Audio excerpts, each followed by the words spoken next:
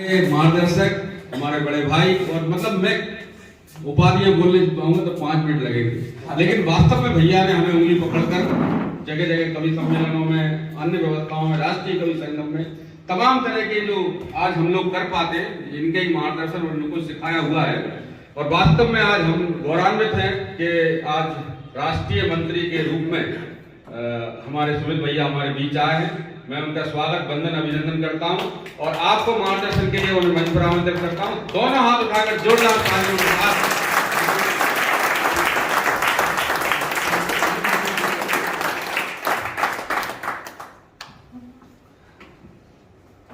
कहते हैं कि प्रशंसा सुनने से पाप बढ़ता है, खुद की प्रशंसा सुनो तो आज बहुत सारा पाप मेरे ऊपर इकट्ठा हो गया।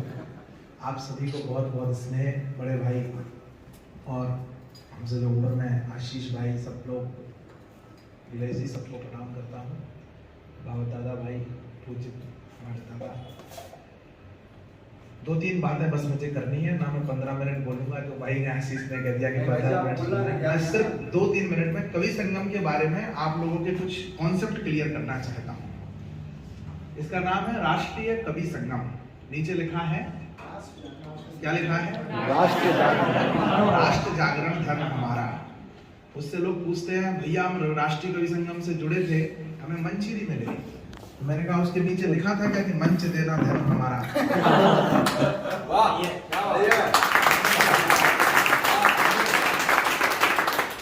उसके नीचे लिखा था क्या, कवि बनाना धर्म हमारा? नहीं लिखा है। क्या लिखा है? राष्ट्र जागरण धर्म हमारा। दूसरा, लोगों को लगता है कि ये हिंदी के उत्थान के लिए काम है, हिंदी के उत्थान के लिए काम है। तो राष्ट्रीय कवि संगम वहां भी है जहां हिंदी ना बोली जाती है ना समझी जाती है।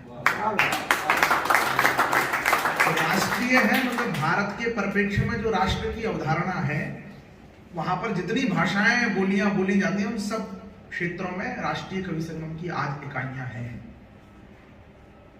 तो राष्ट्र, उन भी भाषाओं के माध्यम से भी राष्ट्र का जागरण करना धर्म हमारा है।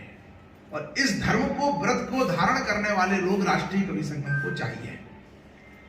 स्वामी विवेकानंद कहते हैं कि एक महान लक्ष्य बनाओ, उस लक्ष्य को ही अपना जीवन कार्य समझो, हर क्षण हर पल उसी का चिंतन करो, मस्तिष्क मांसपेशियां सब उसी के विचारों से उत्प्रोत हों, तब तक अन्य विचार को किनारे रहने दो, सफलता का यही राजमार्ग है।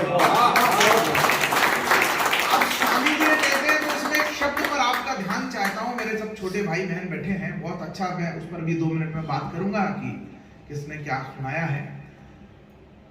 स्वामी जी ने जो वाक्य कहा है उसको आप पढ़िएगा, उसमें लिखा है एक महान लक्ष्य बनाओ। मुझे कई लोगों को ध्यान से सुनेंगे तो ये लगेगा कि ये महान शब्द व्यर्थ ही जोड़ दिया है। एक लक्ष्य बनाओ भी कह सकते थे, एक लक्ष्य बनाओ, उस लक्ष्य को ही अपना जीवन कार्य समझो। लेकिन महान लक्ष्य कहा है तो महान लक्ष्य कौन होता है? कौन सा लक्ष्य महान लक्ष्य है? इसकी परिभाषा क्या है महान लक्ष्य की? जिस काम में स्वार्थ है वो महान नहीं है, और जिसमें परमार्थ है वो महान है। क्या बात है। तो हमारी जिंदगी का लक्ष्य तो हो, लेकिन वो लक्ष्य कौन सा लक्ष्य हो? महान लक्ष्य हो। उस लक्ष्य के लिए फिर हम काम करें। तो राष्ट्रीय कवि संगम, राष्ट्र जागरण धर्म हमारा, एक महान लक्ष्य को लेकर के हम सभी काम करने के लिए क्या संकल्पित हैं। अब उसमें जब मैंने कई कविता लिखी, अभी इन दिनों बहुत लोगों तक पहुंच रही है अनेक माध्यमों से, उसमें एक पंक्ति आती है कि नैया को विपरीत धार के खेना खेना सिखलाया, राम का जीवन है जिसने बस देना। राम के जीवन का एक ही थॉट, गिव एंड गॉट। जो हम देंगे वो मिलेगा, मान देंगे मान मिलेगा, सम्मान देंगे सम्मान मिलेगा, धन धान देंगे धन धान मिलेगा, प्यार देंगे प्यार मिलेगा, अपनापन देंगे अपनापन देंगे मिलेगा, बल देंगे बल मिलेगा, और छल देंगे तो छल मिलेगा। तो जब हम राष्ट्र के जागरण का काम करेंगे तो प्रकृति परावर्तन के सिद्धांत पर काम करती है। जो हम देंगे वही लौट करके हमारे पास आना है। जब हम जागरण का काम करेंगे तो हम स्वयं जागृत होंगे कि नहीं होंगे? सही है। बस थोड़ा सा सोच बदलने की दृष्टि है। एक लक्ष्य हो सकता है मैं मास्टर बनूंगा, मास्टर बनने के बाद बढ़िया 50,000 तनख्वाह आएगी तो पापा बढ़िया शादी करा देंगे, 2 सुंदर सुंदर बच्चे होंगे, सुंदर सुंदर पत्नी होगी और अच्छा घर परिवार चलेगा, ये लक्ष्य है। और मैं अध्यापक बन करके अपने विद्यालय को जिले के अंदर ऐसा बनाऊंगा जहां से एक दिन मेरे ही सेवानिवृत्ति काल में कम से कम 10 कलेक्टर बन करके ऐसे अच्छे नागरिक बनेंगे जो देश की सेवा करने वाले। जो पत्नी होना, बच्चे होना, ये अपने आप ही ऐसा नहीं है कि जो मास्टर, जो अध्यापक अच्छे नागरिक बनाने के लिए काम कर रहा होगा उसका विवाह नहीं होगा, ऐसी बात नहीं है।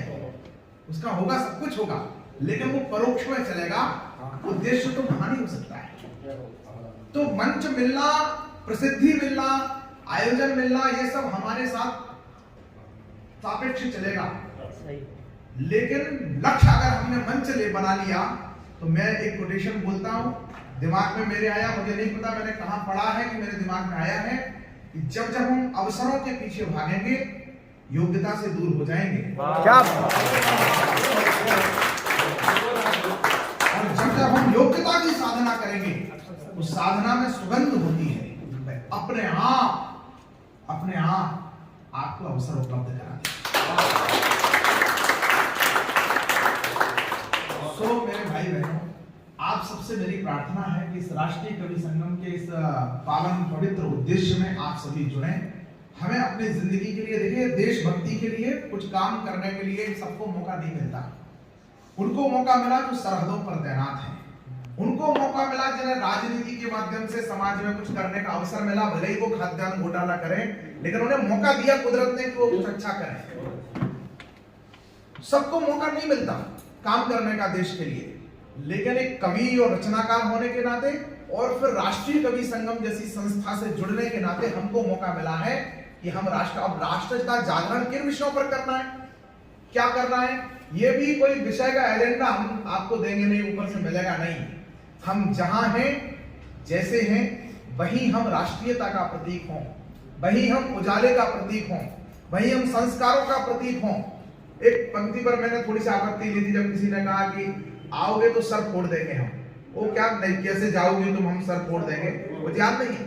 अबे बेसिकली थॉट बहुत गलत है और हम इस थॉट को कभी भी मंच पर मजाक में भी स्वीकार नहीं कर सकते।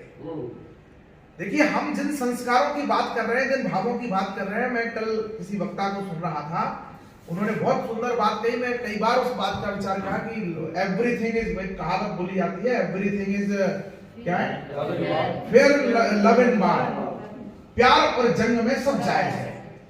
ये बात कभी आपको हिंदी में या संस्कृत में पढ़ने को नहीं मिलेगी,